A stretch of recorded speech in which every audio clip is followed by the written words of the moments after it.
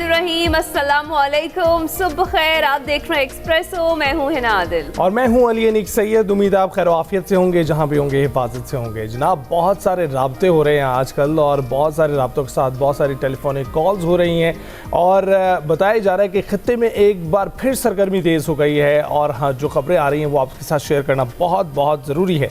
तो ईरानी मीडिया ये बता रहा है कि ईरान ने पाकिस्तान के ज़रिए अमेरिका को 14 निकाती नई तजावीज़ भिजवा दी हैं।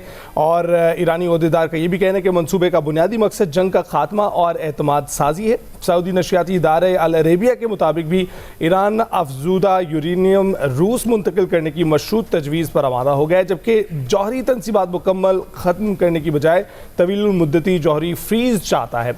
और ईरान ने मरहलावार जंगबंदी और मुतादिद बैनुल-अक़वामी ज़मानतों का भी मुतालबा किया है। उधर ईरानी सदर मसूद पेज़ेशियान का कहना है कि वाशिंगटन के सामने रखे गए मुतालबात से पीछे नहीं हटेंगे। ये कहना गैर मंतकी है कि हम मुज़ाकरात नहीं करेंगे, ताहम शहरियों के साथ सच बोलना होगा क्योंकि मुल्क को मसाइल का सामना है। दुश्मन इख्तलाफात पैदा करके फ़ायदा उठाना चाहता है, उनकी जानिब से ये कहा गया। दूसरी जानिब ईरान ने आबनाए होर्मुज़ की सिक्योरिटी और निगरानी के लिए एक नई अथॉरिटी कायम करने का ऐलान भी कर दिया है। और ईरानी हुकाम के अकॉर्डिंग जो नया इदारा है वो जहाज़ों की आमदरफ्त, सिक्योरिटी और जो इजाज़तनामे हैं, बहरी सरगर्मियाँ हैं, उनकी निगरानी करेगा। जबकि तेहरान जो है जौहरी तनाज़े और बहरी रास्तों के मामले को अलग अलग रखना चाहता है। उधर अमरीकी सदर डोनाल्ड ट्रंप का ये कहना है कि आज यानी मंगल को ईरान पर तयशुदा हमला मुअख्खर कर दिया है।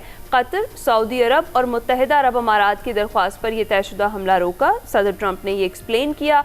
एक पैगाम में उन्होंने कहा कि अब काबिल कबूल माहिदा तय पाने तक हमला नहीं करेंगे। माहिदा तय नहीं होता तो अमरीकी फ़ौज को किसी भी लम्हे हमला करने के लिए तैयार रहने की हिदायत ऑलरेडी कर दी गई है। अमरीकी सदर ट्रंप का न्यूयॉर्क पोस्ट को इंटरव्यू, और उन्होंने इसमें कहा कि ईरान को जो रियायतें हैं वो देने के लिए तैयार नहीं है। ईरान को जल्द पता चल जाएगा आगे क्या होने वाला है। ईरान जानता है हम उसे मज़ीद नुकसान पहुंचाने की सलाहियत रखते हैं और ईरान पहले से कहीं ज़्यादा मुआहिदा करना चाहता है।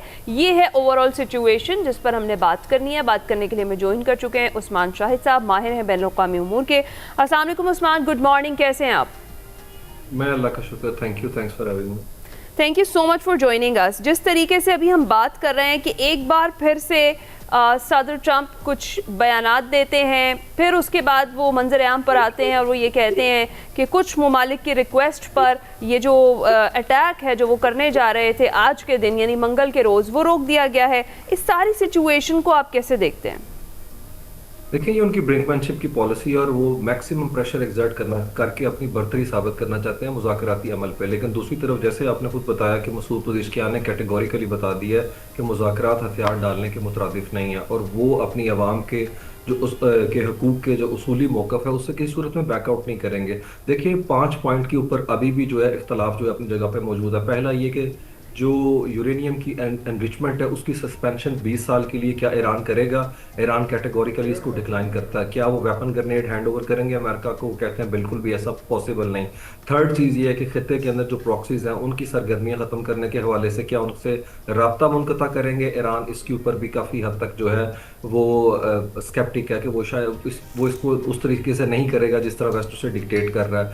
और फोर्थ पॉइंट ये है कि अभी आपने बताया कि उन्होंने गल्फ़ के हवाले से Persian gulf straight affairs authority बना ली हुई है। इसका मतलब है ईरानियन उसे रेगुलेट करने के ऊपर मुकम्मल तौर के ऊपर आमादा है और उसके हवाले से उन्होंने ओमान के साथ भी रब्ता किया। और मेरे ख्याल में जिस तरीके से वो चीज़ों को लेके चल रहे हैं वो हर सूरत में चाहेंगे मैरी टाइम जो ट्रैफिक है यहाँ के ऊपर उससे जो उन्होंने टोल बूथ के तौर पर उससे पैसा लेना है वो उसे इस्तेमाल करें। देखें, ईरान ने कल दोबारा से इस चीज़ पर रीट्रेट किया है कि हमें हमारे मुंजमद असासे नहीं दिए गए कतई और शफाफ अंदाज के अंदर। हमें ना तहरीरी मुआहदे चाहिए ना ज़ुबानी वादे चाहिए, हमें हमारे पैसे हैंड ओवर किए जाए। और दूसरा, कल उन्होंने खुद मसूद पेज़ेशियान ने बात करते हुए कहा इंटरव्यू के अंदर कि हमें कॉन्फिडेंस बिल्डिंग मैयर्स के लिए अमेरिका से वो चीज़ें नहीं मिल पा रही। और फिर वो जंग बंदी, और वो याद रखें जंग बंदी, मुज़ाकरात और हालिया जो मुज़ाकराती अमल है वो उसे चाहते हैं कि एटमी प्रोग्राम के साथ अमेरिका ना नथी करे, ना जोड़े उसे। उन्हें लगता है वो बड़ा रिगरस प्रोसेस है और उसके अंदर बड़ा टाइम चाहिए। और अमेरिका क्या चाहता है, याद रखें डोनाल्ड ट्रंप को इस वक्त फेस सेविंग चाहिए। मई के महीना है, प्राइमरी स्टार्ट हो चुकी है अमेरिका के अंदर है और बुरी सूरत हाल है। रिपब्लिकन कैंप जो है वो इसराइल के ऊपर तकसीम हो चुका हुआ है।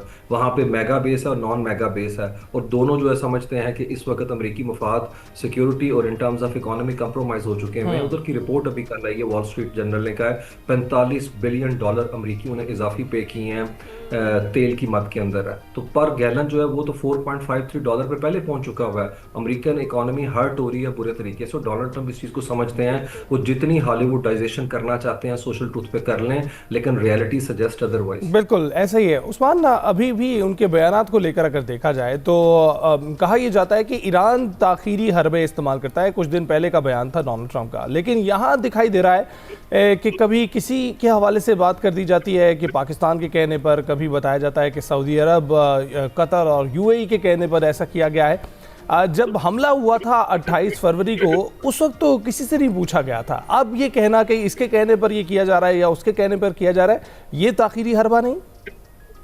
जी, इसमें कोई शक वाली बात नहीं है कि अमेरिका जो है इस पोजीशन में नहीं कि वो अटैक करे। याद रखें, हमला कर सकते हैं, वो उनकी कैपेसिटी है, तो रिटेलिएट की भी तो कैपेसिटी ईरान की इंटैक्ट है। इरानियन अभी खातमुल अंबिया हेडक्वार्टर ने कहा है कि हम मौसर फैसला को बड़े पैमाने पर रिस्पॉन्ड करने की सलाहियत रखते हैं, और 40 दिन के अंदर हमने देख लिया। याद रखें, डोनाल्ड ट्रंप को चाहिए न्यूज़ का मटेरियल, उसे हेडलाइन चाहिए जो से ना ईरान से मिली और ना चाइना से मिली।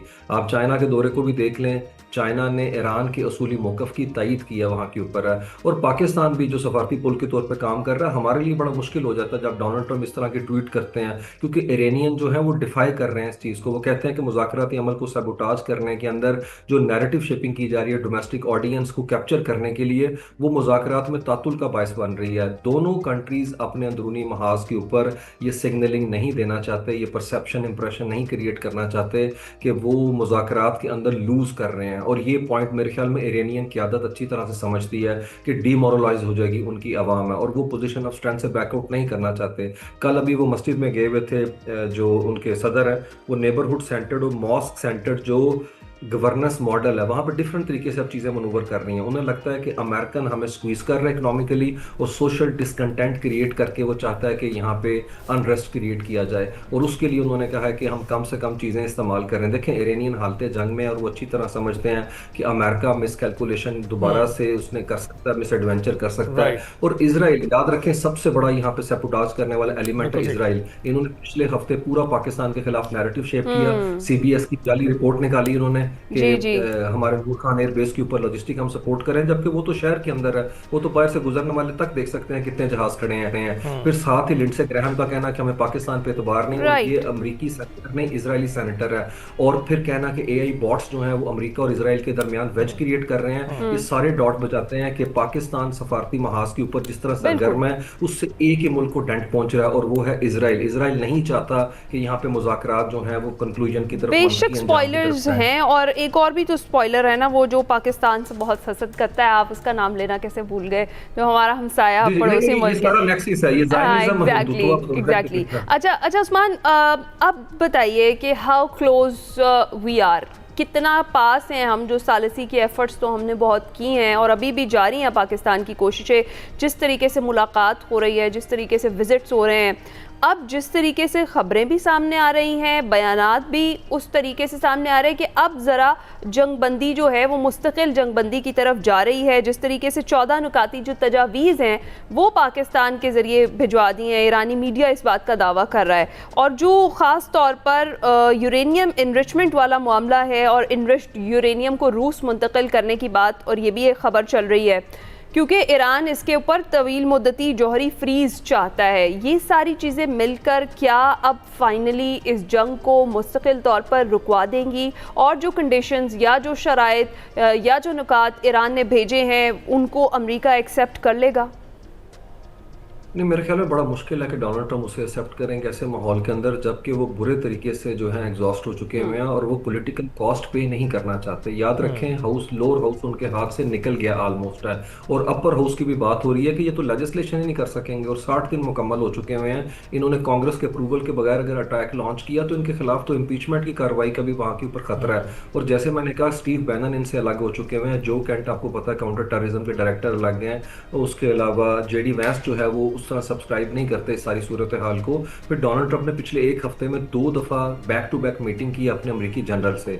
इसमें कोई शक नहीं कि उन्होंने अपनी मिलिट्री जो आप 2000 खिते में भेज के एक प्रेशर एग्जर्ट करने की कोशिश की है, लेकिन दूसरी तरफ दुनिया का सबसे बड़ा एयरक्राफ्ट कैरियर भी वापस मंगवा लिया है। सूरत हाल बड़ी प्रिकेरियस। और यहाँ पे याद रखें, डोनाल्ड ट्रंप अटैक करेंगे तो ईरान मिडल ईस्ट को दोबारा से हिट करेगा।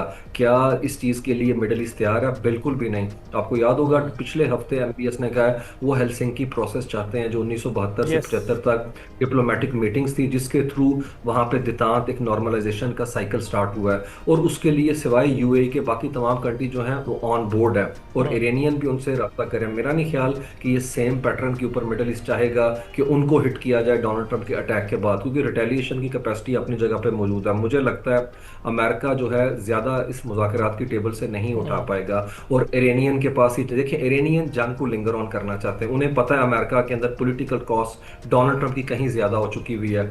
और बावजूद ये कि वहां पे सीज फायर फ्रेजाइल है, लेकिन 45 दिन की हफ्ते वाले दिन फिर एक्सटेंशन हुई है, लेबनान के अंदर है। तो मेरे ख्याल में इजराइल भी इस वक्त मुश्किल के अंदर है। उनके अंदर भी उन्हें भी चाहिए अपने जो कैंपेन करने के लिए नेतन्याहू को कि वो कोई ऐसा शोकेस कर सकें, लेकिन उनके पास भी मटेरियल नहीं है वहां के ऊपर। बिल्कुल ठीक है। अच्छा उस्मान, आप कह रहे हैं कि प्राइमरीज भी शुरू हो गई हैं और इस वक्त एग्जर्ट किया जा रहा है पूरी तरीके से प्रेशर ईरान पर, तो ऐसी सूरत हाल में आपको लगता है कि ये अमेरिका एक ऐसी सिचुएशन में खड़ा है, ना आगे जा पा रहा है ना पीछे आ पा रहा है? क्योंकि अगर पीछे आते हैं तब भी तो वही सूरत हाल रहेगी जहां पर उनकी जो डोनाल्ड ट्रंप की जो मकबूलियत है या अमेरिका ईरान वॉर की जो मकबूलियत है उसमें गिरावट मुसलसल होती चली जा रही है, तो तब भी वही सिचुएशन रहेगी। आपको लगता है ऐसी सिचुएशन में दोबारा हमला करके कुछ अचीव करना चाहेंगे जो दिखा सके अपनी आवाम को? देखिए, डोनाल्ड ट्रंप इस वक्त मुकम्मल फ्रस्ट्रेशन का शिकार है और इस बात का काफ़ी जो है आप कह लेंगे खदशा मौजूद है कि डोनाल्ड ट्रंप मिस कैलकुलेशन कर सकते हैं, दोबारा एयर स्ट्राइक कर सकते हैं और ये दोबारा से उस चीज़ को इंडोर्स करेगा जो ज़ायनिस्ट का आइडिया है। वो मुसलसल परपेचुअल मिलिट्रिज्म चाहते हैं इस रीजन के अंदर है और इसीलिए वो मुज़ाकराती अमल को सबुटाज करना चाहते हैं। लेकिन मुझे लगता है डोनाल्ड ट्रंप इस चीज़ को अच्छी तरह समझते हैं कि ऑल आउट वॉर जो है वो छेड़ना इस वक्त उनके मुफाद में नहीं। कैसे वक्त में जब अमेरिका के अंदर बहुत ज़्यादा आवाज़ें उनके खिलाफ हो गई हैं, रिपब्लिकन पार्टी हो चुकी हुई है इजराइल के ऊपर। अभी प्यू रिसर्च सेंटर ने 7 अप्रैल को जो बताया कि यंग वोटर तमाम दोनों पार्टी के जो है खिलाफ हैं, बल्कि पॉलिटिको ने अभी जो 3 दिन पहले निकाला है, उन्होंने कहा कि इस सूरत हाल के अंदर तो रिपब्लिकन पार्टी जो है वो डिवाइड हो गई हुई है। तो डोनाल्ड ट्रंप तो रिपब्लिकन पार्टी का वोट जो है इंटैक्ट नहीं कर पा रहे अगर वो इजराइल की तरफ टिल्ट करेंगे। मेरा ख्याल में डोनाल्ड ट्रंप जो है उन्हें कंप्रोमाइज करना पड़ेगा, क्योंकि इरानियन इस सिचुएशन को एक्सप्लॉइट करने में कामयाब रहे हैं और उन्हें अच्छी तरह पता है कि Donald Trump is between hard and rock place. वो खाई और कुएं के दरमियान है, वो जो मर्जी सोशल ट्रूथ पे कहते रहे, लेकिन प्रैक्टिकल मैनिफेस्टेशन जो है ना इस चीज की इजाजत नहीं देती कि वो ईरान के ऊपर दोबारा से हमला करके उससे वो चीज मनवा सकें। और याद रखें, इरानियन भी अपनी कौम को ये मैसेज नहीं देना चाहेंगे कि रिकंस्ट्रक्शन के अमल से पहले वो हथियार डाल चुके हैं। असल की पॉइंट सिर्फ एक है, क्या ईरान 20 साल के लिए सस्पेंशन करेगा? मुझे लगता है वो तैयार नहीं इसके लिए। वो कहते हैं एनपीटी के अंदर हम शामिल हैं, 3.67% हमारे जो एक दुनिया के अंदर एक्सेप्टेबल किस्म की न्यूक्लियर टेक्नोलॉजी का अब कह लें कि एनरिचमेंट है वो हम करेंगे और उसके बदले में हमारे एसेट फ्रीज किए जाएं। डोनाल्ड ट्रंप अगर तो एसेट फ्रीज करने के अमल को तेज करते हैं और कुछ ऐसी चीजें नजर आती हैं तो शायद ईरान को उन्हें को लेवरेज देने को तैयार हो जाए। लेकिन जो चाइना का पोस्चर था, जो ईरान खित्ते के अंदर कर रहा है और मिडल ईस्ट के अंदर भी हम देखते हैं कि मिडल ईस्ट भी अमेरिका को लेकर वो कंफर्टेबल नहीं है। अभी एक वीक पहले सऊदी अरबिया ने अपनी एयर स्पेस बंद कर दी थी अमेरिकी तैयारों की, अगर आपको याद हो। अल-खदीर एयर बेस को लेके कतर कह रहा है यहाँ से निकल जाएं। देखिए, सिचुएशन कंप्रोमाइज हो चुकी है। स्टीव बैंडन ने बिल्कुल ठीक कहा, इजराइल के साथ ताल्लुकात की बुनियाद के ऊपर अमेरिका को खित्ते में अपने स्ट्रेटेजिक मफादात कंप्रोमाइज करने पड़ रहे हैं और ये सोच वहाँ पे पेंटागन के अंदर है, जेडी वैंस का जो हल्का है वो, और उसके अलावा सेनेट के अंदर इनकी जो रिपब्लिकन बेस है वो तक इस चीज़ के ऊपर खड़ी है कि डोनाल्ड ट्रंप की अपनी ज़ाती जो पॉलिटिकल आप कह लेंगे जो कॉस्ट है उसके पे करने के लिए अमेरिकी मफादात को हम जो है इसकी भेंट नहीं चढ़ाएंगे। और मुझे लगता है डोनाल्ड ट्रंप इस चीज़ को अमेरिकी ग्राउंड पे ऊपर अच्छे तरीके से देख रहे हैं और अब तो मीडिया भी उनके साथ उस तरीके से नहीं खड़ा। जी ठीक, बहुत शुक्रिया उस्मान शाहिद हमारे साथ मौजूद थे। जो करंट सिचुएशन है उस पर हम बात कर रहे थे। दुरुस्त बात यही है कि जो जंग है ना सिर्फ इन दोनों ममालिक के लिए बल्कि पूरे रीजन के लिए बेहतर नहीं है। तो अब जो बयानात या जो सिचुएशन बनती हुई दिखाई दे रही है कि शायद ये जो मुस्तकिल जंग बंदी है उसमें तब्दील हो जाए, लेकिन सिचुएशन हमेशा से ही जो वॉर सिचुएशन होती है वो अनप्रिडिक्टेबल होती है, कभी भी कुछ भी हो सकता है। और ख़ास तौर पर जब दूसरी जानिब सदर डोनाल्ड ट्रंप हो, जिनको एक दिन का बयान कुछ है और अगले दिन का बयान उससे तब्दील हो जाता है। पाकिस्तान बहरहाल ऑफिशियल मीडिएटर के तौर पर दोनों की जानिब से बड़ा काम कर रहा है। पाकिस्तान सालिसी की बेहतरीन कोशिशें कर रहा है, सिफारतकारी कर रहा है। लेट्स सी एंड होप कि ये जो जंग बंदी है ये हो जाए और एक बार फिर से मुज़ाकरात की मेज़ पर दोनों जो फरीक है वो बैठ जाए। अभी हम ब्रेक पर जाएंगे।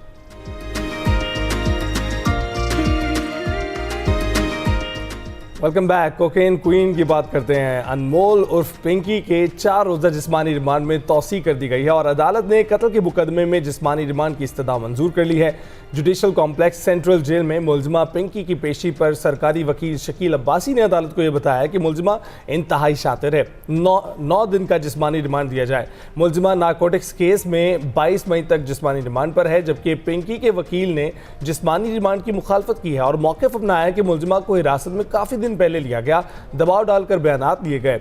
दूसरी तरफ अदालत में पहुंचते ही मुलजिमा ने मीडिया को देखकर फिर शोर शराबा शुरू कर दिया, लेकिन पुलिस ने मीडिया के नुमाइंदों को धकेल कर करीब आने से रोक दिया और खुद शोर शराबा मचाना शुरू कर दिया। जी हाँ, वज़ीर दाखिला सिंध ज़ियाल अंजार ने सिंध असम्बली में भी इजहार ख्याल करते हुए कहा कि जो पिंकी है धड़ल्ले से कहती थी गिरफ्तार करो, हमने गिरफ्तार कर लिया। पिंकी ने मनशियात के 800 खरीदार खुद बताए और मनशियात इस्तेमाल करने वाले बच्चे बच्चियों के नाम मंजर आम पर नहीं लाएंगे। बेचारे मैडम पिंकी वो बड़ा धड़ल्ले से कह रही थी कि मुझे अरेस्ट करके दिखाएं। अरेस्ट किया है और उसके खिलाफ कार्रवाई होगी। उसके अलायंस के साथ भी वही असर होगा। इफेक्ट ही हैं, वो बेचारे परेशान हाल लगे पड़े हैं। हम चाहते हैं कि किसी की इज्जत भी सबकी महफूज रहे। काफ़ी यूज़र्स हैं कराची में, उसने तो 800 तो खुद बताएं कि 800 यूज़र्स कराची में यूज़ कर रहे हैं, मेरे ग्राहक हैं। मैं ये चाहता हूं कि हम कम से कम उन ड्रग पेडलर्स को पकड़ें और उनके खिलाफ कार्रवाइयाँ। और इस मामले से जो दीगर अपडेट्स सामने आएंगी उस हवाले से भी आपको अपडेट करते रहेंगे। अभी हम ब्रेक पर जाएंगे।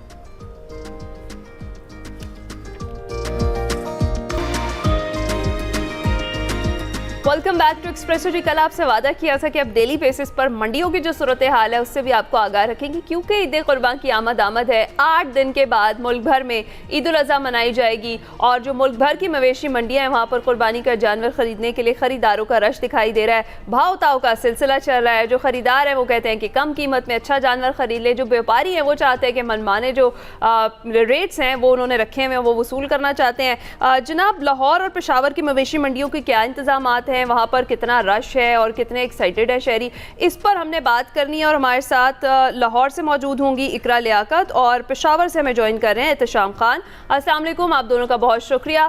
सबसे पहले पेशावर चलते हैं। एहतशाम खान, बताइएगा यहाँ पर क्या सूरत हाल है? क्या दीगर शहरों की तरह यहाँ पर भी सिचुएशन ऐसी है कि रेट्स बहुत ज़्यादा है और शहरी ये कह रहे हैं कि महंगाई बहुत है, जानवरों की कीमतें ज़्यादा हैं और कीमतें गिरने का इंतज़ार कर रहे हैं? बिल्कुल, देखें दीगर शहरों की तरह जो खैबर पख्तूनख्वा की मंडियों की और ख़ास तौर पर अगर हम बात करें पेशावर की मवेशी मंडियों की, तो यहाँ पे गुज़श्ता सालों की निस्बत इस साल सूरत हाल काफ़ी मुख्तलिफ है। अफ़गानिस्तान का जो बॉर्डर है उसके बंद होने की वजह से गुज़श्ता सालों की निस्बत इस साल जो है जो बड़े जानवर हैं जिनकी कीमतें 8 से 10 लाख रुपए हुआ करती थी, आज उस जानवर की कीमत 6 से 7 लाख रुपए मंडी में बताई जा रही है। इस वक्त हम रिंग रोड की जो मवेशी मंडी है यहाँ पे मौजूद हैं। तकरीबन 2 से 2.5 हज़ार जानवर जो है इस वक्त मंडी में मौजूद है। चूँकि ईद पे काफ़ी दिन रहते हैं, इस वजह से उस तरीके से ग्राहक यहाँ पे नहीं आ रहे जिस तरीके से आने चाहिए थे। लेकिन दूसरी बात यह है कि जो हर साल जो जानवर 2 से 2.5 लाख रुपए में मिलता था, चूँकि इस साल पेट्रोल की कीमतों में भी इजाफा हुआ है, मुल्तान से, साहिवाल से, डीजी खान से और पंजाब के जो मुख्तलिफ इलाके हैं वहाँ से, ख़ास तौर पर लिया से बहुत ज़्यादा जानवर यहाँ पे लाए जाते हैं। तो इस साल जो पेट्रोल की कीमतें हैं उनमें इजाफे की वजह से इन जानवरों की कीमतों में कुछ इजाफा हुआ है। लेकिन चूँकि अफगानिस्तान का बॉर्डर बंद है, खैबर पख्तूनख्वा से एक बड़ी तादाद जानवरों की हर साल अफगानिस्तान जाया करती थी। लेकिन इस वक्त पेशावर की जो 4 बड़ी मरकज़ी मंडियाँ हैं, जिनमें रिंग रोड की मंडी है, नासरपुर की जो जीटी रोड की पेशावर की सबसे पुरानी मंडी है, वो भी खचाखच भरी हुई है। अगर हम वर्सक रोड की पलोसई मंडी की बात करें, वहाँ पे भी जानवरों की तादाद बहुत ज़्यादा है। बाड़ा के करीब जो सरबंद की मंडी है, वहाँ पे भी जानवर बहुत ज़्यादा है। लेकिन ख़रीदार जो है हर साल की तरह इन दिनों में ख़रीदारी बहुत ज़्यादा हुआ करती थी, लेकिन इस साल जो है ख़रीदारों की तादाद में काफ़ी कमी आई है और व्यापारी जो है वो भी काफ़ी परेशान है। उनका ये कहना है कि हो सकता है कि जो वफाकी महकमों के मुलाजमीन और जो सूबाई महकमों के मुलाजमीन हैं, उनको बताया जा रहा है कि 20 तारीख के बाद उनको तनख्वाह मिलेगी और उसके बाद हो सकता है कि इन मंडियों में ग्राहकों की तादाद में इजाफा हो। दो तरह के जो चैलेंजेस है वो यहाँ पे इनको सामना करना पड़ रहे हैं। एक तो ये है कि पेशावर में चंद दिनों से 2 दिनों से यहाँ पे गर्मी बहुत ज़्यादा थी, तो इसकी वजह से भी गाहक यहाँ पे नहीं आ रहे थे। लेकिन रात को मौसम काफ़ी बेहतर हुआ है और आज सुबह जो है पेशावर की मंडियों में कुछ शहरी जो है उन्होंने ख़रीदारी की है। लेकिन आपको अगर मंडी की हम जानवरों की सूरत हाल बताएं तो उसमें यह है कि तकरीबन 2 से 2.5 लाख रुपए तक आपको नॉर्मल जो बैल है, बछड़ा जो है वो यहाँ पे मिल जाता है। अलबत्ता अफगानिस्तान के बॉर्डर बंद होने की वजह से जो दीगर छोटे जानवर है, जिनमें अगर दुम्बे की हम बात करें, बकरे की बात करें, तो ये ज़्यादातर अफगानिस्तान से आया करते थे। बॉर्डर बंद होने की वजह से जो दुम्बा गुज़िश्ता साल 50,000 रुपये में मिलता था, उसकी कीमत आज 70 से 75,000 रुपये मिल रही है। इसी तरह जो बकरा आपको 50 से 60,000 रुपये में मिलता था, वो आज 70 से 80,000 रुपये में आपको मिल रहा है। यानी खैबर पख्तूनख्वा की जो मवेशी मंडियां हैं, यहाँ पे जो बड़े जानवर हैं जिनमें बैल, गाय और बछड़े वगैरह हैं, उनकी कीमतों में थोड़ा बहुत फ़र्क है। अलबत्ता जो छोटे जानवर हैं उनकी कीमतों में अफगानिस्तान के बॉर्डर बंद होने की वजह से काफ़ी इजाफा हुआ है। काफ़ी इजाफा हुआ है। इत्तिशाम हमें बता रहे हैं इस वक्त पेशावर में क्या सूरत हाल है। आप साथ ही रहिएगा। इकरा, आप बताइएगा, जिस तरह से बता रहे हैं इत्तिशाम के सप्लाई चेन मुतासर हुई है, न सिर्फ पेट्रोल की कीमतों में इजाफे की वजह से, बॉर्डर बंद होने की वजह से, पेशावर के तो ये हैं अनासर जिसकी वजह से जो है कीमतें अफेक्ट हो रही हैं। लाहौर में इस वक्त क्या सिचुएशन है? बिल्कुल, लाहौर की बात करूंगी तो लाहौर के हालात भी जो है इससे मुख्तलिफ नहीं है। मैं बल्कि अनेक पिछले 3 दिन से जो है मुसलसल मंडियां विजिट कर रही हूँ और कवर भी कर रही हूँ।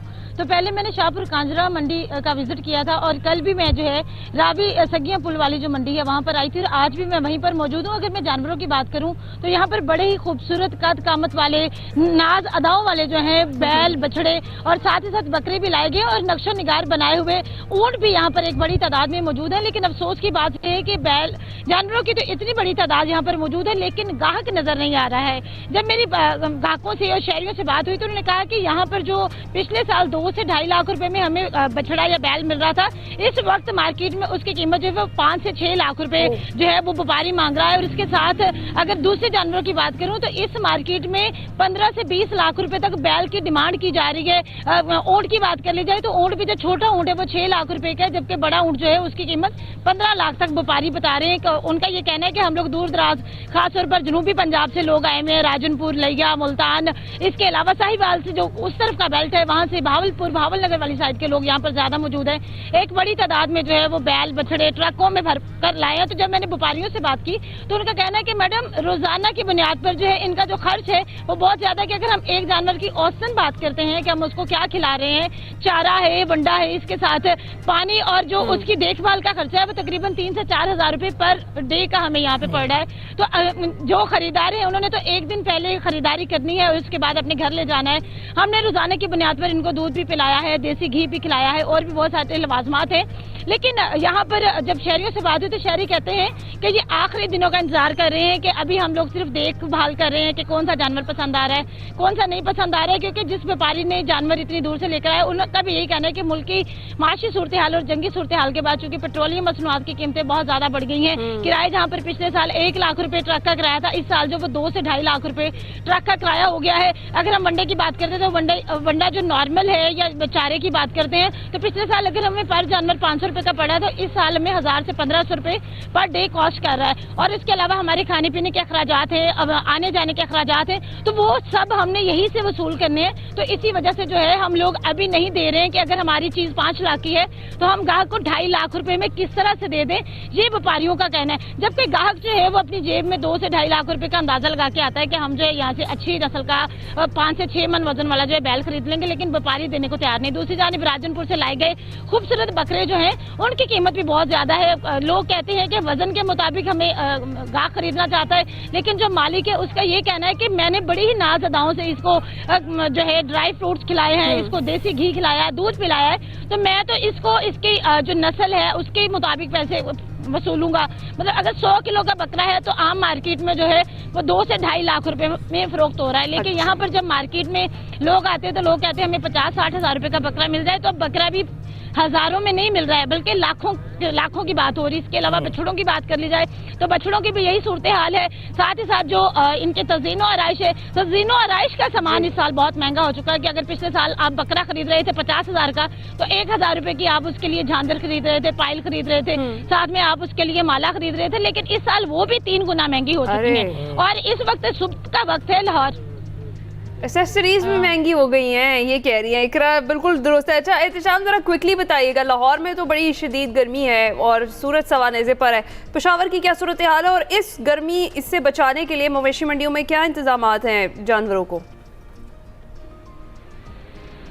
देखिए पेशावर में चूँकि गुज़श्ता 2 दिनों से गर्मी ज़्यादा थी, लेकिन रात को पेशावर समेत जो खैबर पख्तूनख्वा के मुख्तलिफ इलाके हैं वहाँ पे मौसम की काफ़ी तब्दीली आई है। रात को काफ़ी तेज़ हवाएं भी चली हैं और इस वक्त पेशावर का दर्जा हरारत गुज़श्ता 2 दिनों से काफ़ी बेहतर है। मंडियों के अगर इंतज़ामात की बात करें तो जो पेशावर की 2 बड़ी मंडियाँ हैं जिनमें रिंग रोड की मवेशी मंडी है और GT रोड पर जो नासरपुर मंडी है, वहाँ पे जो महकमे लाइफ स्टॉक की जानिब से यहाँ पे टीमें गुज़श्ता हफ्ते ही तैनात की गई हैं।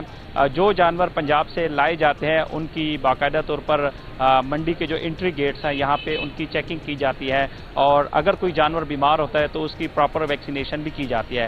इसके अलावा जो व्यापारी हैं उनको तकरीबन 10 से 15 दिन पहले ही यहाँ पे जगह दी गई थी, तो पहले उनको जगह की सफाई के हवाले से ये व्यापारी का अपना इंतजाम होता है, वो इस जगह को पहले साफ करते हैं, यहाँ पे मट्टी डाली जाती है और प्रॉपर यहाँ पे आप बता रहे हैं कि इस वक्त क्या इंतजामात हैं। बहुत बहुत शुक्रिया आपका इकरा, आपका भी बहुत बहुत शुक्रिया और अपना ख्याल रखिएगा क्योंकि इस वक्त गर्मी बहुत ज़्यादा है, खासकर लाहौर में, तो हाइड्रेशन का ख्याल आप भी रखिएगा रिपोर्टिंग करते वक्त। ब्रेक के बाद हासिल होता है।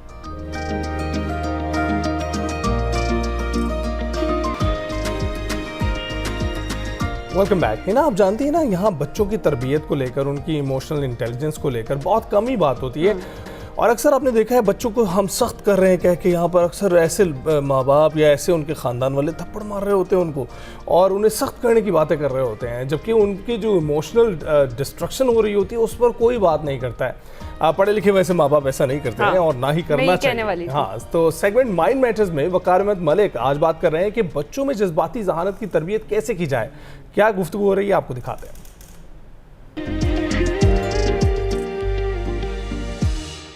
अस्सलाम वालेकुम नाज़रीन, मैं वकार अहमद और आप देख रहे हैं माइंड मैटर्स। आज बात करेंगे बच्चों में जज्बाती ज़हानत के हवाले से कैसे पैदा की जा सकती है और वो कौन सी तरबियती मामलात हैं जिनकी तरफ हमारा फोकस होना चाहिए जिससे हम उस बच्चे में जज्बाती ज़हानत को फ़रोग़ दे सकते हैं। सो जज्बाती ज़हानत जो है वो किन चीज़ों पे मुश्तमिल है? एक तो ये है कि पेशेंस, सब्र, दूसरा जो है वो सेल्फ़ कंट्रोल, तीसरा जो है वो एम्पथी यानी हमदिली। सो ये 3 चीज़ें जो हैं वो बच्चों में कैसे पैदा, और इन्हीं 3 चीज़ों को अगर आप देखें तो अपने माशरे में आपको इसका फुकदान नज़र आएगा। किसी भी जगह चले जाएँ, कहीं किसी कोने में चले जाएँ, इन 3 चीज़ों का आपको फुकदान नज़र आएगा। आप किसी इशारे पे खड़े हुए हैं, सिग्नल पे खड़े हुए हैं, आप वहीं पे आपको अंदाज़ा होगा कि इन तमाम लोग जो कभी बच्चे थे, इनके यहाँ यानी इनके वालिदैन ने इनकी तरबियत में जो सबसे बड़ा नुक्स था वो ये था कि उनको जज्बाती ज़हानत से रोशनास नहीं कराया और इनके अंदर जज्बाती ज़हानत की कमी की वजह से इनके अंदर एम्पैथी भी कम है, इनके अंदर पेशेंस भी कम है, इनके अंदर सेल्फ़ कंट्रोल भी कम है और वो इशारा तोड़ने की जो आपको मामलात का पता है, ये रोज़मर्रा हम देखते हैं, हर जगह पे देखते हैं। सो ये सारा जो मामलात हैं, जब हम इस पूरे माशरे को देखते हैं तो हमें इसकी अहमियत जो है उसका अंदाज़ा होता है कि किस कदर ये बात अहम है कि आप बच्चों में बचपन से ही उनके अंदर जो सेल्फ़ कंट्रोल है वो लाजिम, उसकी जो तरबियत है वो लाजमी करें, और इसके अलावा उनके अंदर हमदिली जो है उसका फ़रोग़ दें, और तीसरा जो है उनके अंदर जो सब्र है उसका। अब ये जो सब्र है, ये जो सेल्फ़ कंट्रोल है, इसके लिए छोटी छोटी चीज़ें होती हैं, छोटी छोटी प्रैक्टिसेस होती हैं जो करना ज़रूरी है। सो इस पे हम काफ़ी तफसील से बात करेंगे, लेकिन आज का जो नुक्ता है वो बहुत ही अहम है। जो इमोशनल इंटेलिजेंस की बहुत ही बुनियादी तरीन चीज़ है वो है रिकग्नाइजिंग इमोशंस, यो कि आपने अपने उस इमोशन को क्या पहचान सकते हैं अलहदा से, ऑब्जेक्टिवली। अगर आप इस काबिल हैं कि अपने इमोशंस को नाम दे सकें, उनको लेबल कर सकें, तो ये एक बहुत बड़ी बात है। और फिर जब आप लेबल कर लेते हैं और उनको डिफ्रेंशिएट भी करने की पोजीशन में होते हैं, उनको रिकग्नाइज भी कर लेते हैं, पहचान भी लेते हैं, और जब वो आते हैं, यानी जब आपको वो फील होते हैं, वो फेल्ट एक्सपीरियंस जब होता है, तो आप उनको जो ट्रिगर है उसको भी पहचान लेते हैं। यानी अगर एक एंगर है तो एंगर के ट्रिगर्स जो है, जहाँ पे वो ट्रिगर हुआ है, और वो जो 2 सेकंड का वक्फा है, उस 2 सेकंड के वक्फे के अंदर ही आप उसको कंट्रोल कर सकते हैं, क्योंकि अब आपने उसको रिकग्नाइज कर लिया है अलहदा से कि ये एक इमोशन है जो अभी आ रहा है, ये एंगर है और इसको मैंने कंट्रोल करना है। तो ये कंट्रोल तभी होता है जब आप उन इमोशंस को लेबल करते हैं। तो बच्चों के हवाले से एक एडवाइस, एक रिक्वेस्ट ये है कि बच्चों में जो एक तरबियत का जो मामला है वो ये ज़रूर रखिए कि उनको इमोशंस को पहचानने में मदद दीजिए। मिसाल के तौर पे आपको मालूम है कि बच्चे जो हैं वो लड़ाई झगड़ा करते हैं गली मोहल्ले में, रिश्तेदारों में, मुख्तलिफ वक्त औकात में। जो जिनके घरों में छोटे बच्चे हैं उनको मालूम है कि ये रिपोर्ट्स आती रहती हैं, और ये जो रिपोर्ट्स हैं उसके बाद आप अपने बच्चे को ज़रूर ये कहिए कि जब भी सुलह सफाई का मामला हो तो उसको, या अपने भाई के साथ अगर उसका मामला है, बहन के साथ है, तो उसको ये महसूस करवाइए कि उसकी बहन क्या महसूस कर रही है, और किसी तरह भी उससे ये उगलवाइए अल्फाज के थ्रू कि वो क्या महसूस, तुम क्या समझते हो कि वो क्या महसूस कर रही है, तुम क्या समझते हो वो क्या महसूस कर रहा है तुम्हारे इस रवैये के बाद। यानी तुमने जो महसूस किया है वो तो तुम जानते हो, लेकिन वो क्या महसूस कर रहा है ये बहुत ज़रूरी है। इसी तरह बहुत सारी और प्रैक्टिसेस होती हैं। मिसाल के तौर पे आप जितने भी सवालों के जवाबात हैं, अमूमी तौर पे मैं कहता हूँ कि 10 सवाल अगर बच्चा पूछता है तो 7 के जवाब दें, 3 को डिले कर दें। 3 को डिले करने का मतलब ये होता है कि एक तो सवालों के जवाब इतने आसानी से नहीं मिलते, उसको मालूम होना चाहिए। आप कहिए कि ये मुझे मालूम नहीं है, या हम इस पे गौर करते हैं, और इससे होगा क्या? इससे होगा ये कि आप 1 घंटे बाद, 2 घंटे बाद बच्चे को ज़रूर जवाब दीजिए, लेकिन उसको 2 घंटे सोचने दीजिए, ताकि उसके ज़हन में ये ना हो कि हर चीज़ जो है, हर बात का जवाब जो है वो बहुत आसानी से मिल जाता है। दिमाग इस्तेमाल करना पड़ता है। दिमाग इस्तेमाल करने की जो तरगीब है ये देना बहुत ज़रूरी है। इसी तरह बहुत सारी ऐसी ख्वाहिशात होती हैं बच्चों की, इम्पल्सिव होते हैं, बहुत ज़्यादा ख्वाहिशात होती हैं खिलौनों के हवाले से, मोबाइल यूजेज के हवाले से, बहुत सारे। तो इन तमाम चीज़ों को आप ये ज़हन में रखिए कि 10 अगर डिमांड्स हैं, 10 ख्वाहिशात हैं, तो उसमें से 7 मानिए, 3 जो है उनको आगे ले जाइए, 6 मानिए, 4 को आगे ले जाइए, और बहुत सारी इस तरह की टेक्निक्स हैं जिससे आप उनके अंदर पेशेंस जो है वो बढ़ा सकते हैं, उनका जो सेल्फ़ कंट्रोल है वो ला सकते हैं, और उनके अंदर जो हमदिली है उसको फ़रोग़ दे सकते हैं। और ये तीनों चीज़ें जो हैं ये इमोशनल इंटेलिजेंस की बहुत बेसिक्स हैं। सो इमोशनल इंटेलिजेंस बच्चों में कैसे पैदा करना है इस पर बात करते रहेंगे, बट आज की जो बात है वो ये है कि आपने सेल्फ़ कंट्रोल, पेशेंस यानी सब्र, अपने ऊपर कंट्रोल करना, और तीसरी जो अहम तरीन चीज़ है हमदिली, यानी कि दूसरा बच्चा या दूसरा फ़र्द क्या सोचता है, और इमोशंस उनको लेबलिंग करना, उनको लेबल करना, रिकॉग्नाइज करना, ये जो है ये बहुत ज़रूरी है बच्चों को सिखाना। देखते रहिए माइंड मैटर्स।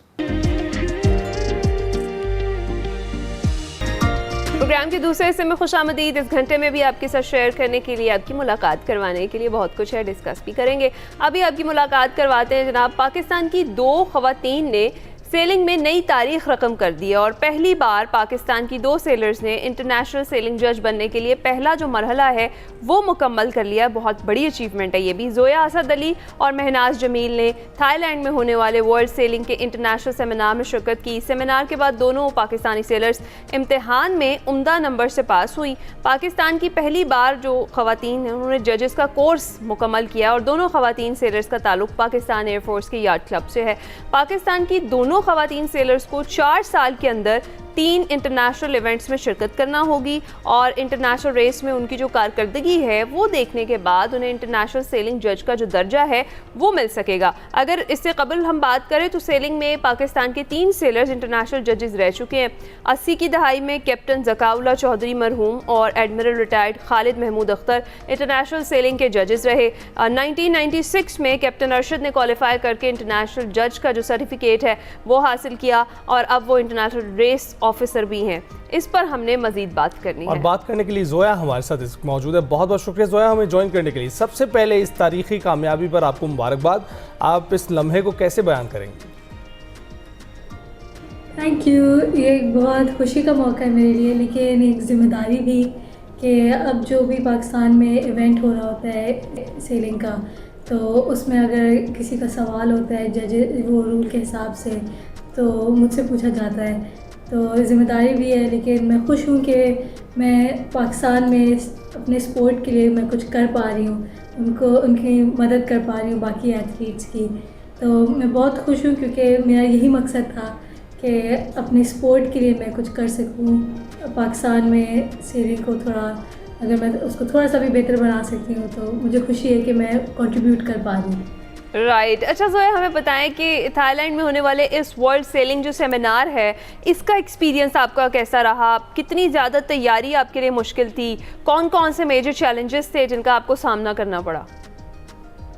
अच्छा, सेमिनार का एक्सपीरियंस तो बहुत अच्छा रहा।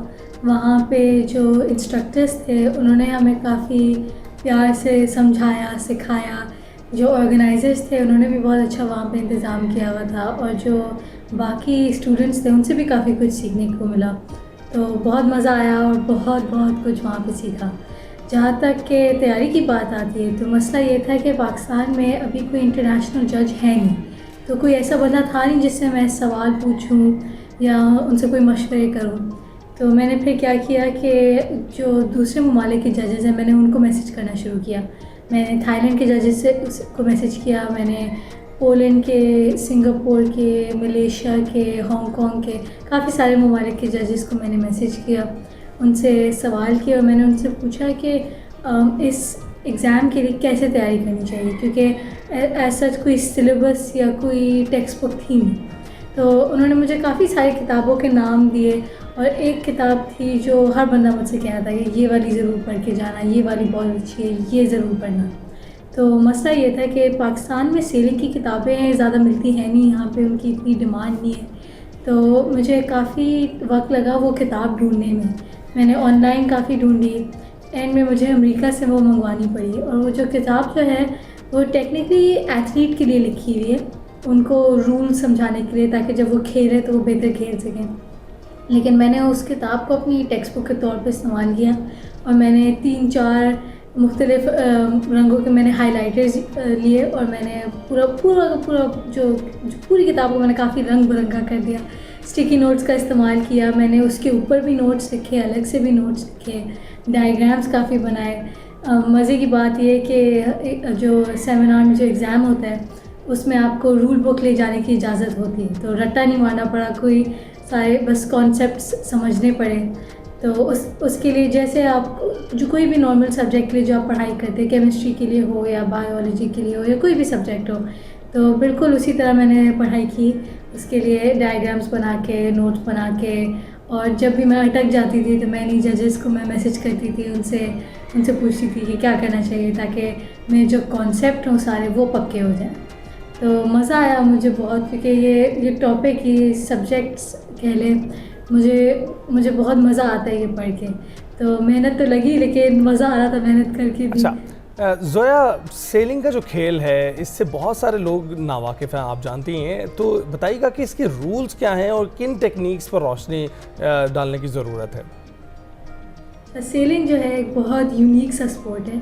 ये सिर्फ हवा और पानी के साथ खेला जाता है, ठीक है। लोग जब रेस का नाम सुनते हैं वो समझते हैं कि आप यहाँ से शुरू करेंगे, आपने यहाँ तक पहुँचना है, लेकिन सेलिंग में ऐसा नहीं होता। सेलिंग में पानी पे ना मार्क्स डले हुए होते हैं, तो आप जब पहले मार्क की तरफ जा रहे हैं तो आपको एक स्टाइल में सेलिंग करना पड़ता है, फिर आप दूसरे मार्क पे जाएंगे तो आपको एक और टेक्निक के साथ सेलिंग करनी पड़ती है। और इसमें आपका टाइम नहीं लिया जाता, लेकिन जो रेस में काफ़ी सारी बोटें होती हैं और आपने एक दूसरे के साथ खेल के टेक्निक्स इस्तेमाल करके आपने आगे निकलना होता है। जैसे मिसाल के तौर पे अगर आपने अपनी बोट एक ऐसी पोजीशन पे आप ले आए हैं जहाँ पे दूसरे बंदे की विंड ब्लॉक हो रही है, आपके सेल में हवा आ रही है, दूसरे बंदे के सेल में नहीं हवा आ रही, फिर आपकी बोट ज़्यादा तेज़ चलेगी और आप आगे निकल जाएंगे। तो हर रेस के कई मुख्तलिफ हिस्से होते हैं और हर हिस्से में आपको एक अलग स्टाइल से सेलिंग करनी पड़ती है, अलग टेक्निक इस्तेमाल करनी पड़ती है और ये काफ़ी आपको दिमाग का काफ़ी सारा इस्तेमाल करना पड़ता है, क्योंकि आप सिर्फ ये कोई आपका इंजन नहीं लगा हुआ कि जो आप बस ऑन करें या एक्सेलरेटर दबाएं तो आप आगे चले जाएंगे। आपको काफ़ी सारी चीज़ों का ध्यान रखना होता है कि हवा किस एंगल से आ रही है, कितनी हवा है, वेव्स कैसी बन रही हैं, जो आपके सामने से वेव आ रही है या आपकी बोट को ज़रा पीछे तो नहीं लेके जाएगी, आपने इसको वेव के ऊपर से आपने कैसे किस तरह से जाना है। तो बहुत मज़ा आता है। लंबी लंबी रेसेस होती हैं, धूप होती है, लेकिन बहुत बहुत मज़ा आता है। काफ़ी सारे आपके दोस्त भी होते हैं, आपके साथ सेल कर रहे होते हैं, तो उनके साथ करने में मज़ा आता है। बहुत ही यूनिक स्पोर्ट है। इस तरह का स्पोर्ट मैंने कभी देखा नहीं है, खेला नहीं है। पाकिस्तान में जो ये तो ज़्यादातर कराची में होता है क्योंकि समंदर है हमारे पास, लेकिन ये लेक्स में भी किया जा सकता है और बहुत मज़ा आता है। राइट और ख़ास तौर पर जब आप अपना काम एंजॉय कर रहे हो तो उससे बढ़कर क्या है कि आपको मज़ा आता है ये काम करने का।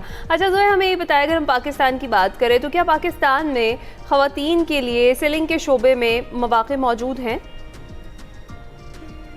जी ज़रूर हैं। पाकिस्तान में PF यॉट क्लब जहाँ से मैंने सीखा है, वहाँ पे एक ज़माने में जब कैप्टन अरशद होते थे तो लड़कियाँ ज़्यादा थी, लड़के कम थे वहाँ पे। तो अपॉर्चुनिटीज़ हैं, अगर आप करना चाहें तो आप कर सकते हैं, कोई आपको रोक नहीं सकता। जो इंटरनेशनल फोरम है वहाँ पे भी काफ़ी सारी लड़कियों के लिए कैटेगरीज़ अलग से होती हैं। जैसे इल्का 6 जो है एक ऐसी बोट है दैट इज़ स्पेसिफ़िकली लड़कियों के लिए ही है, तो अगर कोई करना चाहे तो कर सकता है। अपॉर्चुनिटीज़ भी हैं, कैटेगरीज़ भी हैं, बोट्स भी हैं। अगर आप मेहनत करने के लिए तैयार हैं तो ज़ोया, कोई उन्हीं लड़कियों के लिए ख़ास मैसेज? मेरा पैगाम यही होगा कि डरना नहीं है। काफ़ी लोग समझते हैं कि यार शार्क आके खा जाएगी कोई शार्क नहीं है भाई। मैं पिछले कितने सालों से सेलिंग करी, मैंने आज तक शार्क नहीं देखी भाई। कराची में नहीं होती, कुछ नहीं है। आ जाओ। मेरा ये पैगाम है कि डरना नहीं है। बस काफ़ी लोगों से कहानियाँ बस सुन के वो डर जाते हैं। ट्राई तो करें, कोशिश तो करें, एक दफ़ा आके तो देखें। पहले से अगर आप डर जाएंगे, पहले से अगर आपने फ़ैसला कर लिया है कि नहीं मुझसे नहीं हो रहा, मुझे नहीं आता, तो आप सीखेंगे कैसे? कोशिश तो करें। ये बात बिल्कुल दुरुस्त आपने की है कि डरना नहीं है और घबराना नहीं है। अच्छा, पाकिस्तान में ये जो सेलिंग का स्पोर्ट है, इसको मज़ीद फ़रोग़ देने के लिए आपको क्या क्या लगता है कि कौन कौन से इक़दामात हैं जो किए जाने चाहिए और वो ज़रूरी हैं? अच्छा सवाल है। काफ़ी सारी चीज़ें हैं जो आई थिंक की जा सकती हैं। सबसे पहले आई थिंक अगर हम और क्लब्स बनाएं, जैसे ताकि सिर्फ कराची में सेलिंग ना हो, ताकि बाकी जगहों में भी हो। हमारी रावल लेक है हमारे पास, और भी पाकिस्तान में इतनी सारी लेक्स हैं जहाँ पे सेलिंग करवाई जा सकती है। अगर वहाँ पे भी लोग क्लब्स बनाना शुरू करें तो वो भी अच्छा होगा। अगर एथलीट्स जो हैं अगर वो मेहनत करके कोचेस बने, जजेस बने, रेस ऑफिशियल्स बने, तो फिर हमें इवेंट्स करवाने में भी आसानी होगी, क्योंकि फिर हमें ना बाहर से लोगों को नहीं बुलवाना पड़ता। अभी अगर हमने कोई इवेंट करवाना है तो हमें बाहर से लोगों को, जैसे बाहर से पहले हमें जजेस को वो बुलवाना पड़ता था। काफ़ी सारे लोग हैं जो एक इवेंट को चलाते हैं, उनके बगैर ये इवेंट नहीं हो सकता। तो अगर जो पाकिस्तानी लोकल्स जो हैं, अगर हम भी अपनी मेहनत करें और हम भी उस मकाम तक पहुँचें, तो फिर पाकिस्तान का जो नाम है वो इंटरनेशनल सेलिंग के फोरम्स में भी थोड़ा आगे बढ़ सकता है। उसके अलावा वही जो नॉर्मल हर स्पोर्ट के मसले होते हैं, फंडिंग, मैनेजमेंट, यही सब। और सेलिंग का एक और यूनिक से ये चैलेंज है कि स्पेक्टेटिंग काफ़ी मुश्किल है। जैसे क्रिकेट जो होता है वो तो स्टेडियम में होता है, तो कोई भी बंदा स्टेडियम में आके मैच देख सकता है, लेकिन सेलिंग तो पानी पे होती है, तो आपको कश्तियों में जाके आपको देखना पड़ता है। और क्योंकि जो भी वहाँ पे कश्ती होगी वो वेव्स को वहाँ पे इफ़ेक्ट करती है, तो वो रेस को भी इफ़ेक्ट करती है। तो फिर उनको काफ़ी दूर भी रहना पड़ता है, जो बोट्स रेस कर रही हैं उनसे, तो वो भी उन जो बंदा देखना है उसके लिए भी मुश्किल होती है। तो मुझे तो ये लगता है कि अगर हम किसी रेस को ब्रॉडकास्ट कर सकें तो that would also be very helpful, और काफ़ी लोग फिर सेलिंग के बारे में सीख सकेंगे, उसको थोड़ा और समझ सकेंगे। ये मेरी एक बहुत बड़ी ख्वाहिश है कि काश एक दिन ये भी हो पाए। और काफ़ी सारी चीज़ें जो की जा सकती हैं, लेकिन मेहनत का काम है, हम सबको मिलजुल के नहीं करनी पड़ेगी। बिल्कुल ठीक। तो जोया, आखिर में eventually what's next for you? अब अगली मंजिल ये कि मुझे अपने 3 इवेंट मुकम्मल करने हैं, मुझे अपनी 3 रिकमेंडेशंस लेनी है ताकि मेरा इंटरनेशनल जज का ऑफिशियल स्टेटस मुझे मिल जाए, और उसके बाद फिर खेलते भी रहेंगे, जज भी करते रहेंगे। और या चले जी, हमारी दुआ है कि अल्लाह ताला आपको मज़ीद कामयाबियाँ दे। जोया असद अली हमारे साथ मौजूद थी, अपनी जर्नी हमारे साथ शेयर कर रही थी। अभी हम ब्रेक पर जाएंगे। Welcome back. अच्छा जनाब, मौसम की शिद्दत में मुसलसल इजाफा हो रहा है और NDMA की जानिब से मुल्क भर में गर्मी की शिद्दत में गैर मामूली इजाफे का इंदिया दिया गया है। 19 से 26 मई के दौरान शदीद हीट वेव के खदशे के पेश नज़र हंगामी अलर्ट जारी कर दिया गया है। NDMA के मुताबिक 19 मई से 26 मई के दौरान सिंध, जनूबी पंजाब, मशरक़ी बलोचिस्तान में पारा 42 डिग्री से तजावज़ करने और शदीद गर्मी की लहर का शदीद ख़तरा है। दर्जा हरारत में ये मुमकिन इजाफा शहरियों के लिए सेहत के संगीन मसाइल, बिलखसूस हीट स्ट्रोक और डिहाइड्रेशन का बायस बन सकता है। अथॉरिटी ने अवामुन्नास को सख्ती से हिदायत की है कि वो शदीद धूप और गर्मी के औकात में ख़ास तौर पर दोपहर के वक्त गैर ज़रूरी तौर पर घर से बाहर ना निकलें, मुकम्मल गुरेज करें। अलर्ट में बच्चों, बुजुर्गों और बीमार अफराद का ख़ुसूसी ख्याल रखने की भी अपील की गई है, जबकि शहरियों को मशवरा दिया गया है कि वो वाफर मिकदार में पानी पिएँ ताकि जिस्म को पानी और नमकियात की कमी से बचाया जा सके। हीट वेव्स और डिहाइड्रेशन से इंसानी सेहत और स्किन पर कैसे ख़तरनाक असरात मुरतब होते हैं, इस पर हमने आज बात करनी है। इस पर बात करने के लिए हमारे साथ मौजूद हैं doctor rubia Usman, general physician है। अस्सलाम वालेकुम डॉक्टर साहिबा, गुड मॉर्निंग, कैसी हैं आप? अस्सलाम वालेकुम जी, good morning, thank you for having me. Doctor साहिबा, सबसे पहले तो हम जिस तरह से हीट वेव की बात कर रहे हैं उससे हीट स्ट्रोक होगा, डिहाइड्रेटेड ऑलरेडी हम रह रहे होते हैं, तो कितना ज़्यादा नुकसान हमारी सेहत को इससे हो सकता है और कितने ज़्यादा संगीन मसाइल पैदा हो सकते हैं? अच्छा, सबसे मजे की बात है ना, what I get surprised eight is कि हम इस चीज में हर साल सरप्राइज हो जाते हैं। I mean every year we know गर्मी is coming, we know that it will be really hard, लेकिन तब भी जब भी आती है it hits us like a shock. Even and I am not immune to this either. मतलब सर्दियों में लगता है हमें डिल्यूजन हो जाती है कि हमारा मौसम हमेशा खुशगवार रहेगा।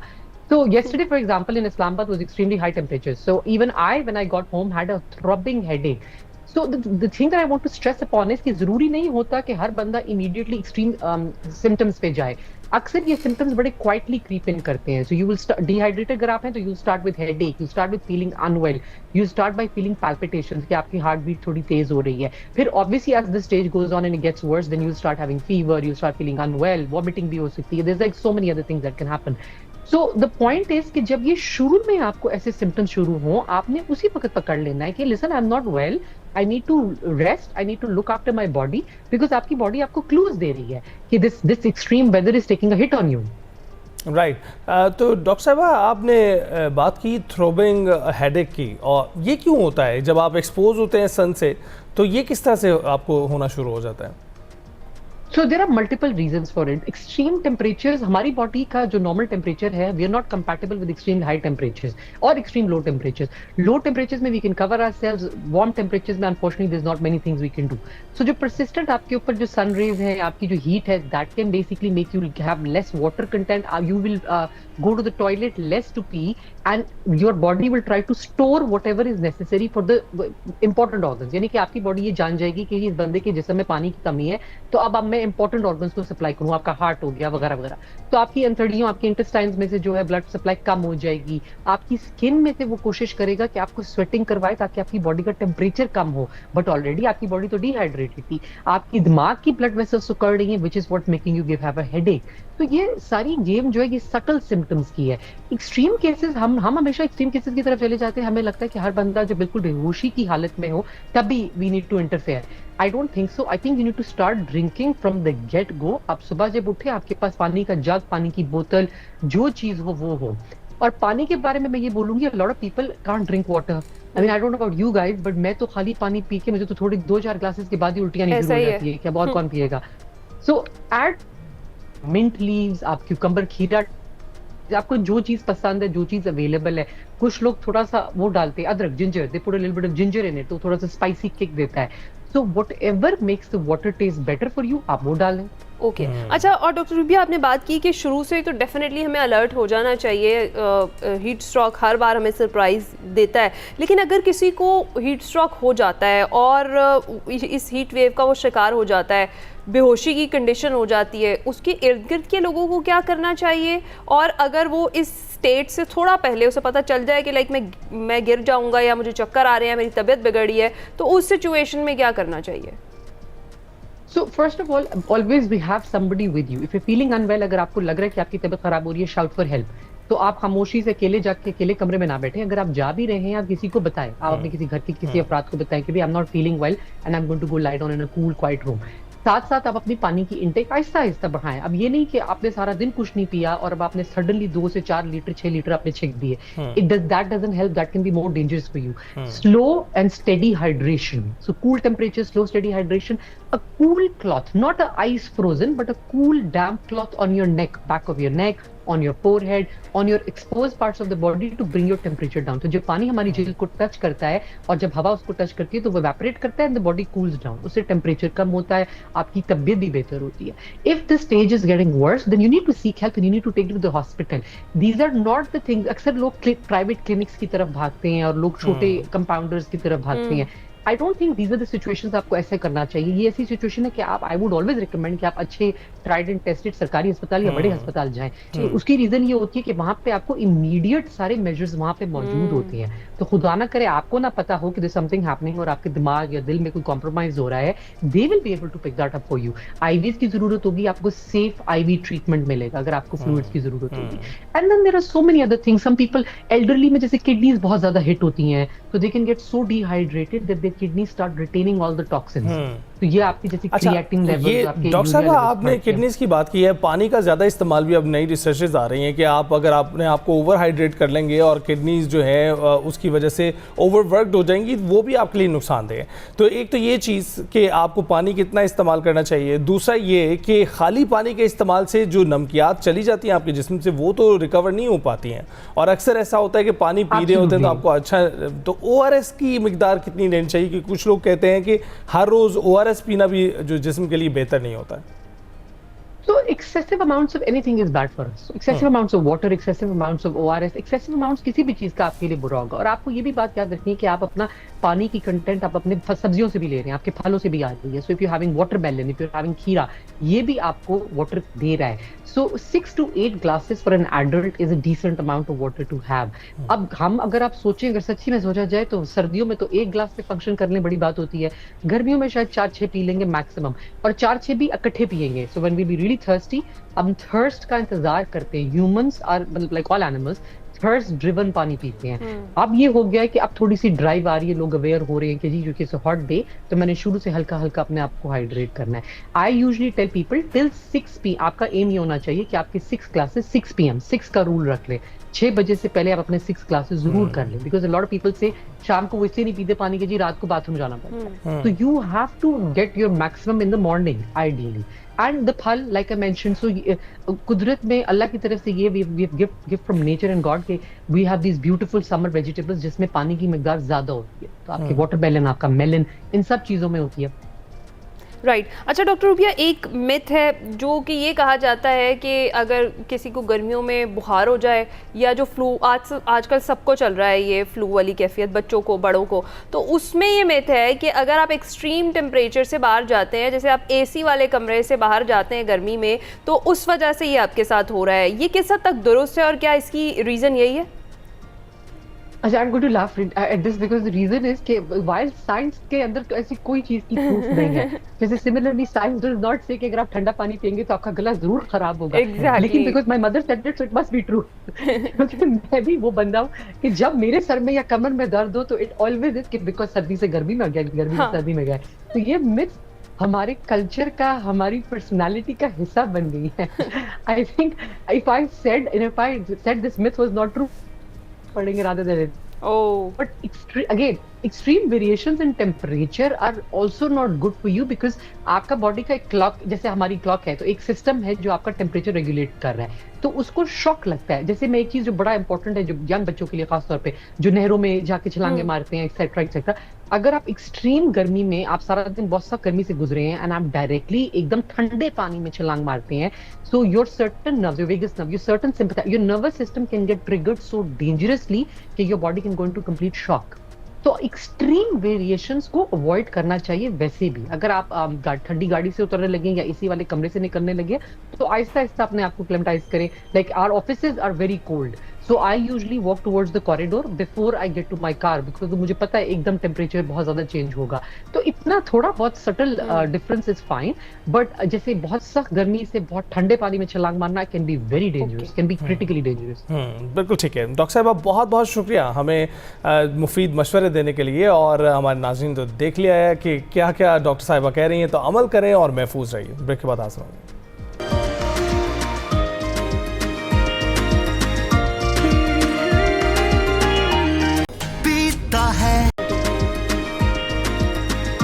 Welcome back. सिलहेट टेस्ट की बात करते हैं, वैसे कर लेनी चाहिए क्योंकि है ना आप हमेशा ही मना कर देती है और फिर मैच हार जाते हैं। चल रही है और अली इस पर तो मेरा ख्याल है मैं तो मैच नहीं देख रही, पता नहीं थोड़ी सी तो उम्मीद रखनी चाहिए अपने खिलाड़ियों से। तो हाँ, वैसे तो कोई बाकी नहीं बची कसर, उन्होंने छोड़ी नहीं है, लेकिन चलो ठीक है, फिर भी अब इतना पहाड़ जैसा है, मुझे भी नहीं है कोई उम्मीद नहीं है। वो कहते हैं ना कि 2 दिन रह गए, लेकिन 2 दिन खेलने वाला कोई खिलाड़ी नहीं रह गया। अच्छा, तो इस वक्त 62 पर 2 आउट हैं और जो हमारा जो नया डुओ है, जो ओपनिंग पेयर था हमारा, वो दोनों आउट हो चुके हैं। अच्छी बात यह है कि इस वक्त 3 खिलाड़ी जो हैं वो डबल फिगर्स में हैं। उम्मीद करते हैं कि कोई 3 फिगर्स में भी चला जाए। बाबर आजम और चांद मसूद इस वक्त खेल रहे हैं और देखते हैं कि इस वक्त क्या सूरत हाल बनती है। 437 का जनाब टारगेट है, और अगर इसी तरह टारगेट की बात करें तो पाकिस्तान ने सबसे बड़ा जो हदफ है वो 377 रन की सूरत में श्रीलंका के खिलाफ 11 साल पहले हासिल किया था, और जो ग्रीन कैप्स ने चौथी इनिंग्स में सिर्फ 2 मरतबा 400 का हिस्सा अबूर कर पाए, और आलमी सतह पर भी ये बहुत बड़ा रिकॉर्ड है। अगर आप देखें तो 419 था पहले। हाँ एग्जैक्टली 418 रन का एक जो बड़ा हासिल होने वाला एक टारगेट था, एक हदफ था। अगर तो पाकिस्तान ये टारगेट 437 का अचीव कर लेता है तो ये इटसेल्फ एक बहुत बड़ा रिकॉर्ड होगा, जिसकी वजह से मुझे तो कोई उम्मीद नहीं है। सलीम खालिद साहब से पूछते हैं कि उन्हें उम्मीद है कि नहीं। अस्सलाम वालेकुम सलीम खालिद साहब, गुड मॉर्निंग, कैसे हैं आप? वालेकुम अस्सलाम, गुड मॉर्निंग। फरीद ने आज बड़ी अच्छी रिसर्च करके दिया, आपको सारा कुछ तो बता दिया उन्होंने, इतना रिकॉर्ड ये तो उससे ही हमें ये सलीम खालिद साहब अपनी रिसर्च भी कोई चीज होती है, आप पूरा क्रेडिट आपका टीम वर्क वैसे तो जाता है डेफिनेटली फरीद को क्रेडिट। अच्छा सलीम खालिद साहब, अगर हम बात करें इतने बड़े टारगेट की, और जिस तरह अली ने भी कहा कि 2 दिन तो हैं खेल के लिए, लेकिन 2 दिन खेलने वाले प्लेयर्स भी तो होने चाहिए, कैसे देखते हैं सिचुएशन को, कर पाएंगे ये अचीव हम टारगेट? देखें, टीम वर्क मेन चीज है यहाँ। टीम वर्क है ना, आप दोनों अपनी रिसर्च करते हैं, अपना काम करते हैं, वहाँ पीछे फरीद और दूसरे लोग लगे होते हैं, तो एक अच्छा एक शो सामने आता है। इसी तरह क्रिकेट टीम में भी यही होता है कि जिसका जो काम है, 11 प्लेयर है, अपना अपना कंट्रीब्यूट करें, अपना काम ईमानदारी से करें, तो अच्छा रिजल्ट सामने आता है। बदकिस्मती से इस पूरी सीरीज में हमें नजर नहीं आया ऐसा, और 437 रन अगर अबूर हो गए बस, फिर तो बहुत ही बड़ी बात होगी, ये तो हिस्ट्री क्रिएट हो जाएगी। तो बहुत ज्यादा ऑप्टिमिस्टिक हमें नहीं होना चाहिए, जहां तक मेरा ख्याल है। और इस वक्त जो हमें चीज नजर आ रही है वो कैरियर बचाओ इनिंग्स खेल रहे हैं हमारे बहुत सारे प्लेयर। बाबर तो खैर सेफ हैं, शान मसूद ना सिर्फ कैप्टनसी टीम में उनकी जगह भी खतरे में है क्योंकि उनकी क़यादत में पाकिस्तान रिकॉर्ड तादाद में मैचेस हार चुका है और अगर खुदा न खास्ता ये मैच हम हारे तो फर्स्ट टीम बन जाएंगे जो बांग्लादेश से 4 मैच हारेगी, पहली बड़ी टीम हम बनेगी, मुसलसल 4 मैच। 2 मैच ये हमें हमारे घर पे हरा के गए, 2 मैच अब अपने यहाँ हरा रहे। अजीब लोग हैं, मेहमान नवाजी भी नहीं करते। बिल्कुल। अब ये तो है, अभी मेहमान नवाजी तो वो कर दें, लेकिन हमें खुद भी सोचना चाहिए कि मैच हम मेहमान नवाजी पे ही जीतेंगे। तो ये बताइएगा, लेकिन अब सऊद शकील हैं, उनकी भी कैरियर बचाओ इनिंग, रिजवान है उनकी भी, तो अब ये सारे प्लेयर अपने लिए खेलेंगे कि अपने 60-70 करोड़ कुछ करके ताकि अगली सीरीज में पक्के हो जाएं।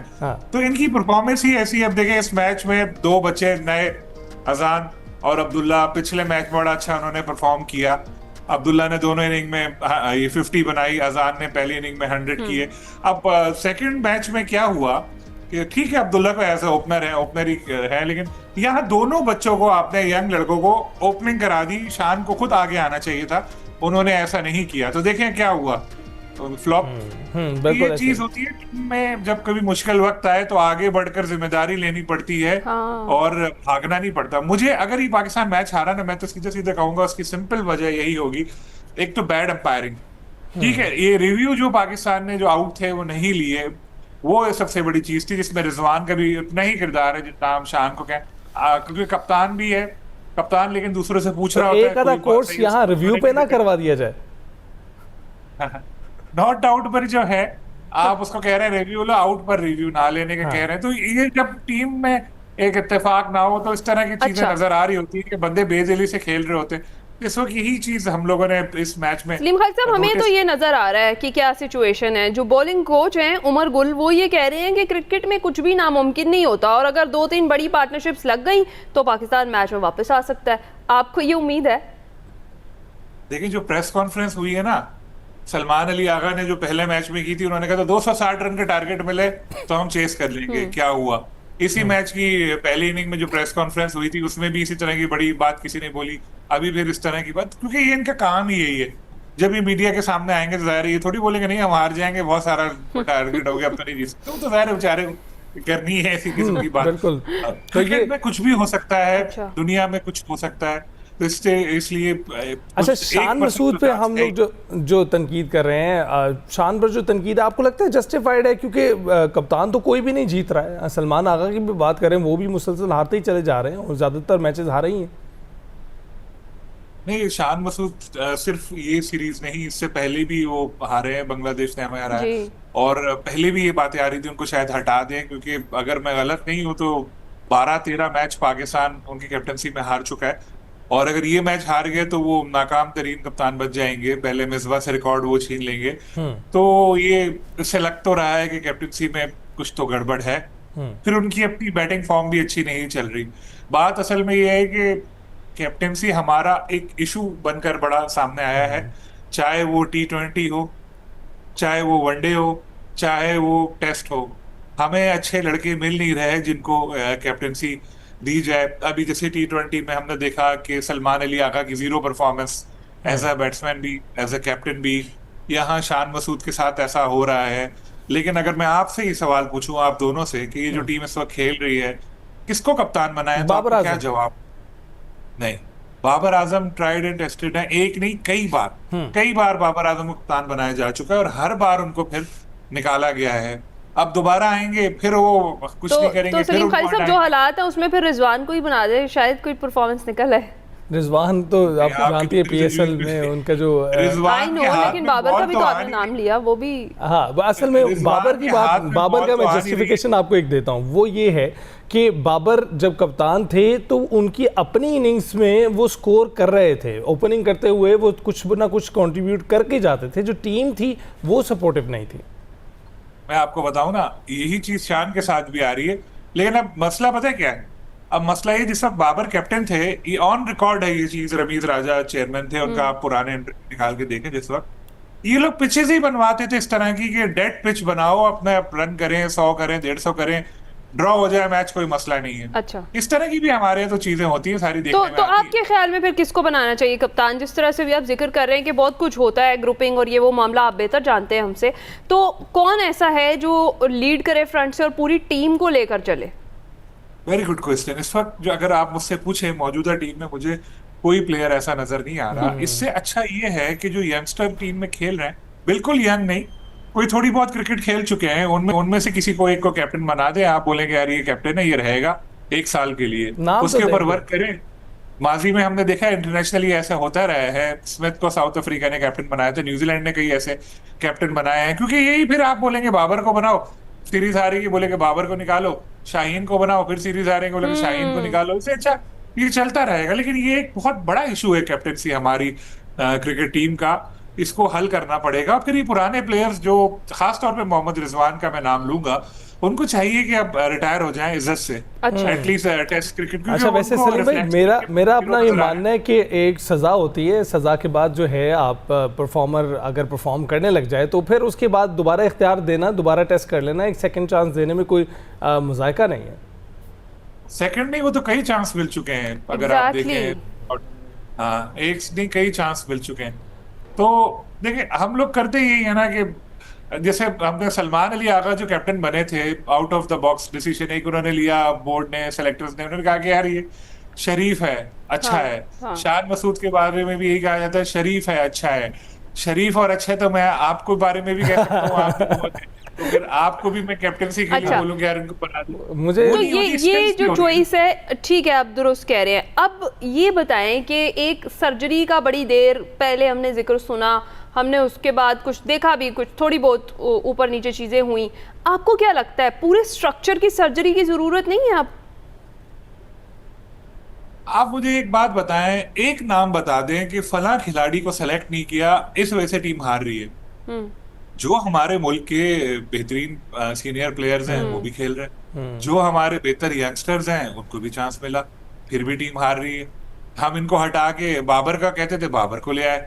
पहले मैच में बाबर नहीं थे, कहा कि बाबर नहीं है, इस वजह से हम लोग नहीं कर पाए, बाबर आ गए दूसरे मैच में, अभी भी हम लोग हार रहे हैं। इट्स मीन कि ये मसला ऐसा नहीं है। सिलेक्शन में भी तो बिल्कुल नो डाउट होती है चीजें। टेस्ट के हवाले से अगर मैं बोलूं, टेस्ट में तो सारे तकरीबन खेल रहे हैं। अब ये टीम क्यों नहीं यकजा हो रही? एक तो मेंटल इश्यूज भी हैं, ये अपने ऊपर ट्रस्ट खो बैठे हैं। माजी में जब बांग्लादेश से मैच होते थे, हम लोग मजाक करते थे कि यार ये बांग्लादेश से मैच हो गया, बांग्लादेश देखेगा कौन क्या होगा।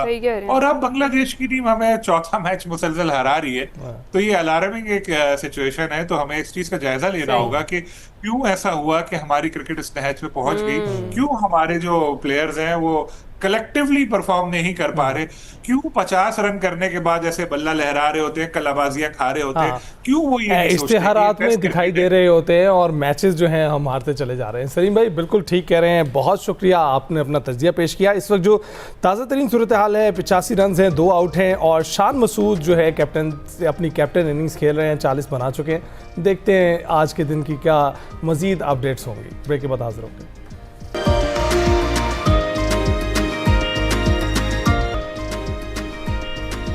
Welcome back to espresso ji. Programme का आखिरी हिस्सा है। मैंने कहा क्यों ना रंग में भंग डाला जाए बच्चों के, जो बहुत सेलिब्रेट कर रहे थे खुशियों को कि इतनी लंबी छुट्टियां हो गई हैं गर्मियों की। लेकिन अब क्या हुआ है कि जो प्राइवेट स्कूल्स हैं उन्होंने रिक्वेस्ट की है कि ये जो फैसला है इसे वापस लिया जाए और छुट्टियों का दौरानिया कम कर दिया जाए, क्योंकि ऑलरेडी बहुत ज़्यादा जो एजुकेशनल ईयर है उसके अंदर छुट्टियाँ आ चुकी हैं। तो इतनी लंबी जो समर वेकेशन की ब्रेक है वो ठीक नहीं है, तो छुट्टियों को कम कर दिया जाए। आपको लगता है वैसे ये ठीक फैसला है? मुझे तो लगता है ये इस वक्त तैयारी हो चुकी है। इस मौके पे आकर ये कहना, इस मौके पे आके ये कहना कि जनाब अब आप छुट्टियां जो हैं कम कर दें, ये मुमकिन नहीं है। एक हफ्ता तो रह गया बाकी। एग्जैक्टली ऐसा ही है। चले जी देखते हैं क्या फैसला होता है। इसी के साथ हमें दीजिए इजाजत, मुलाकात होगी कल। ख्याल रखिएगा, फीडबैक जरूर दीजिएगा। अल्लाह हाफिज। अल्लाह हाफिज।